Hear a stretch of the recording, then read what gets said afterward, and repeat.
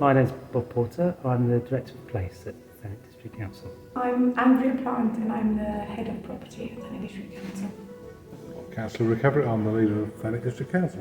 When I think about the Winter Gardens, I think about a delicate balance between preserving its rich heritage and prioritising a seafront location. The Winter Gardens is an absolutely amazing building. It's integral to the history of Margate, the story of Margate. So we really need to find a way to protect the building for the future and to reinvigorate the fantastic architecture that was here. I was really excited to see the heritage significance statement that talked about the original 1911 building and the important additions that were made in the 1930s. And I'd really like to see some examples of how those could be brought back to life.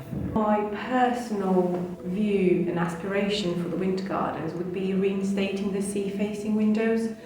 This would not only honour its original design, but it would give customers and visitors a chance to immerse themselves in the breathtaking sea views that we have here. I think I'd like it to be very recognisable as the Winter Gardens of the past, actually, and I think that's what the community wants from it, but with a more modern feel to it in terms of what people expect from their leisure experience these days. Well, we're really keen to generate as much interest as we possibly can and attract as many different ideas to come forward. We want to hold open days and invite people to come in and see the building and explore the building and think about how they can work with the building and reimagine it. And then we'll be seeking expressions of interest. We want to look at those expressions of interest, identify the ones we really like, the ones that are in line with our ambitions for the building, particularly around its heritage importance, but also about the commercial ideas and the leisure ideas that those proposals bring forward. And then we'll be inviting those organisations to provide much more detail about their proposals so that we can make a final decision. We won't consider uses which we don't think comply with the heritage of the Winter Gardens, and we won't allow changes that we think undermine it. It's a Grade 2 listed building that imposes limitations on what we can do to change it, and we don't want to change the building in terms of how people understand it, but we do want to make it work better for the community.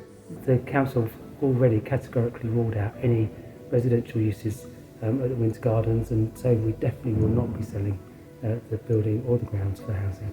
That is something that we have been very clear about. Housing is not in line with our vision for this building, so housing is not an option that will be supported. There's no chance whatsoever that the council will be selling the Winter Gardens for housing, using the site for housing, or progressing it for housing in any shape or form.